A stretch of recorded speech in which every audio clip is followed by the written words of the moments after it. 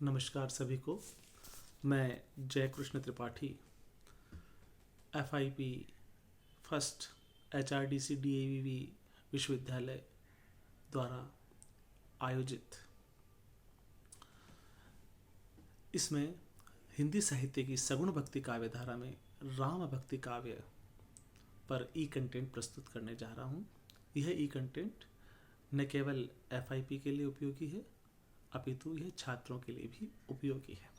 आइए चर्चा करते हैं हिंदी साहित्य की सगुण भक्ति काव्य धारा में राम भक्ति काव्य की। सबसे पहले हम बात करेंगे कि इस अध्याय में हम क्या पढ़ेंगे। अध्ययन बिंदुओं पर चर्चा करते हैं तो हम निम्न जो आपके स्क्रीन पर दिखाई दे रही है इन अध्ययन बिंदुओं पर बात करेंगे। परिभाषा और पृष्ठभूमि पर चर्चा करेंगे, विशेषताएं बताएंगे, प्रमुख कवि कौन कौन से हैं इसके बारे में चर्चा करेंगे और उनके उदाहरण बताएंगे। इस तरह से हम इस पाठ को अध्ययन करेंगे। आगे हम बात करते हैं राम काव्य की परिभाषा और पृष्ठभूमि क्या है। परिभाषा आइए देखते हैं। देखिए, राम काव्य की परिभाषा है कि भक्ति काल में जो राम की भक्ति के रूप में जो साहित्य लिखा गया, राम भक्ति काव्य।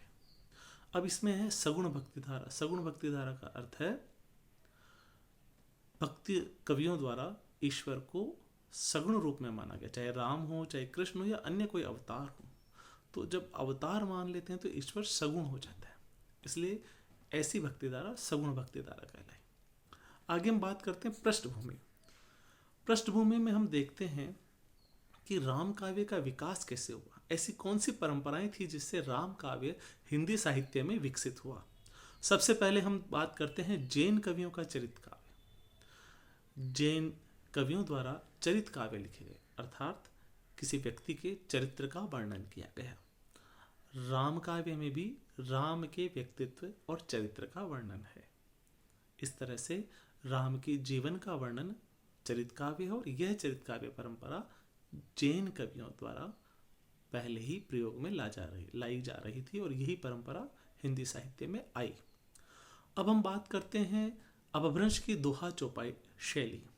अपभ्रंश में दोहा और चौपाई मिलाकर कड़वक बनाने की प्रवृत्ति थी और यह प्रवृत्ति हिंदी साहित्य में दो काव्य में आई, राम काव्य में भी आई और साथ ही साथ सूफी काव्य में भी आई। तो ये जो सूफी काव्य और राम काव्य में दोहा चौपाई शैली का प्रयोग हुआ, आप रामचरितमानस इसका उदाहरण देख सकते हैं। और प्रबंधात्मकता इसका प्रमुख गुण है। प्रबंधात्मकता का अर्थ है एक पद पूर्व पद से संबंधित होता है। हम कविता के विभिन्न पदों को अलग अलग नहीं समझ सकते, उसे समझने के लिए पूर्व पद को समझना आवश्यक होता है। कहने का अर्थ है कि कथा जब चलती है तो एक पद में कथा धीरे धीरे आगे बढ़ती है दूसरे पद तक, तो दूसरे पद की कथा समझने के लिए हमें पहले पद की कथा समझना आवश्यक है। और ऐसा काव्य जिसमें कथानक हो और पूरी तरह से विभिन्न पदों में लिखा जाए तो उसमें प्रबंधात्मकता होती है। मुगल शासन में फैली भक्ति की लहर। भक्ति द्राविड़ी उपजी उत्तर लाए रामानंद, ऐसी कहावत प्रसिद्ध है कि दक्षिण भारत में भक्ति का उदय हुआ और उत्तर भारत में रामानंद और उनके शिष्यों द्वारा भक्ति का प्रचलन और प्रचार हुआ। इस तरह से भक्ति उत्तर भारत में फैली, उसके 4 संप्रदाय बने जिसका अध्ययन हम इंट्रोडक्टरी वीडियो में कर चुके हैं, फिर भी मैं यहाँ बता देता हूँ। संत काव्य, सूफी काव्य, राम काव्य और कृष्ण काव्य। भक्ति काल का समय 1350 ईस्वी से 1650 ईस्वी माना जाता है। यह समय हिंदी साहित्य का भक्ति काल कहा जाता है। आइए हम जानते हैं कि राम काव्य की क्या क्या विशेषताएं हैं। आपकी स्क्रीन पर दिखाई दे रही है। सबसे पहले राम का अवतारी रूप। राम को ईश्वर का अवतार माना गया है। इस काव्य में राम को यह बताया गया है कि वह धरातल पर आकर, धरती पर आकर मानवीय लीलाएं कर रहे हैं, परंतु उसमें ईश्वर के गुण मौजूद हैं। दूसरा है दास्य भाव की भक्ति। अर्थात इसमें कवि अपने आप को दास समझता है और राम को मालिक समझता है और उनकी सेवा और भक्ति इसी दास भाव से करता है। तीसरा है समन्वयवादी प्रवृत्ति। समन्वयवादी प्रवृत्ति का अर्थ है राम काव्य उस समय प्रचलित विभिन्न दार्शनिक मतों के समन्वय तथा विभिन्न मतों के विभिन्न वाद विवादों के समन्वय का पक्षधर था। उदाहरण के लिए देखिए निर्गुण और सगुण। तो निर्गुण और सगुण के बारे में राम काव्य क्या कहता है? निगुणई सगुणई नहीं कुछ भेदा, उभय हरऊ भव संभव खेदा। इस तरह से इन्होंने निर्गुण और सगुण काव्य धाराओं का मेल करने का प्रयास किया। इसी तरह से शैव दर्शन, हाँ, शैव और वैष्णवों का समन्वय भी है। इसमें राम को शिव की आराधना करते हुए बताया गया है और शिव को राम की आराधना करते हुए बताया। आदर्श और मर्यादा की स्थापना। इस काव्य में राम के चरित्र के माध्यम से समाज में विभिन्न आदर्शों की स्थापना की गई। पुत्र कैसा होना चाहिए, आदर्श भाई कैसा होना चाहिए, आदर्श पत्नी कैसी होनी चाहिए, इस तरह की बातें इस काव्य में आसानी से मिल जाती है। इसलिए आदर्श और मर्यादा की स्थापना आप देखिए कि इसी हेतु राम चरित का हर घर में पाठ होता है ताकि आदर्श और मर्यादा सभी घर के सदस्यों और समाज में प्रस्तुत की जा सके। प्रबंधात्मकता, इस पर हम चर्चा कर चुके हैं कि इसमें कथानक होता है और इसमें एक पद पूर्व पद से संबंधित होता है। हाँ, भाषा पर बात करते हैं। अवधि भाषा। एक बात मैं कह देता हूँ कि ब्रज भाषा में भी काव्य लिखा गया, परंतु प्रमुखता अवधि भाषा में थी। रामचरितमानस अवधि भाषा में लिखा है, परंतु तुलसीदास जी ने ब्रज भाषा में भी काव्य लिखा है। चाहे विनय पत्रिका हो, कवितावली हो आदि, इनकी भाषा भी ब्रज भाषा है। इस प्रकार ब्रज और अवधि भाषा में जरूर लिखा गया, परंतु राम काव्य की प्रमुख भाषा अवधि भाषा है। विविध छंद और अलंकार योजना। इसमें विविध छंद, चाहे घनाक्षरी हो, चाहे ताटक हो, चाहे कवित हो, दोआ हो, चौपाई हो आदि विविध प्रकार के छंद इसमें शामिल है। उपमा में चाहो मनहू लगाकर उत्प्रेक्षा अलंकार हो, उपमा अलंकार हो, रूपक अलंकार हो। तुलसीदास जी ने तो सांग रूपकों की छटा बांध दी है। अनुप्रास अलंकार हो, इस प्रकार विभिन्न अलंकार इस काव्य में मौजूद है। आइए हम बात करते हैं इसके प्रमुख, इस धारा के प्रमुख कवियों के बारे में। सबसे पहले और प्रमुख कवि आते हैं गोस्वामी तुलसीदास।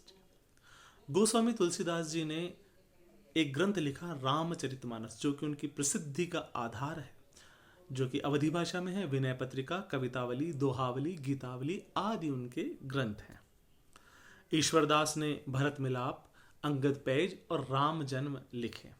यह भी राम भक्त प्रमुख कवि हैं। अग्रदास जी ने ध्यान मंजरी, अष्टयाम, राम भजन मंजरी आदि काव्य राम भक्ति के लिखे। केशवदास जी ने रामचंद्रिका महाकाव्य लिखा। इसी तरह से नाभादास जी ने भक्तमाल और अष्टयाम लिखा। भक्तमाल नाभादास जी की प्रसिद्धि का आधार है। इससे ही हमें विभिन्न भक्त कवियों के बारे में प्रामाणिक जानकारी मिलती है। देखिए, ये लिस्ट तो बहुत लंबी है, ये सूची लंबी है, परंतु हमारे पास समय अभाव से हमने प्रमुख कवियों के पर चर्चा की। अब हम राम काव्य के उदाहरण पर चर्चा करते हैं। देखिए, ईश्वरदास जी ने क्या लिखा है? राम नाम कवि नरक निवारा, तेहि सेवा मनु लाग हमारा, शंख चक्र धुरु सारंग पानी, दया करहूं कछु कहो खानी। देखिए, ईश्वरदास जी की कितनी सुंदर और सरस रचना है। तुलसीदास जी इसमें कहते हैं, जाके प्रियन राम वेदेही, तजिए तिन्हें कोटि बेरी सम, यद्यपि परम से नहीं। यह तुलसीदास जी की रचना है। अगर हम दूसरे अग्रदास जी पर चर्चा करें, भ्रकुटी नयन विशाल सौम्य चितवनी जग पावन, मानहु विकसित कमल बन अस लगत सुहावन। अग्रदास जी की आपने रचना देखी। और इसी तरह से हम और चर्चा करेंगे कक्षा में। आइए सुनते हैं।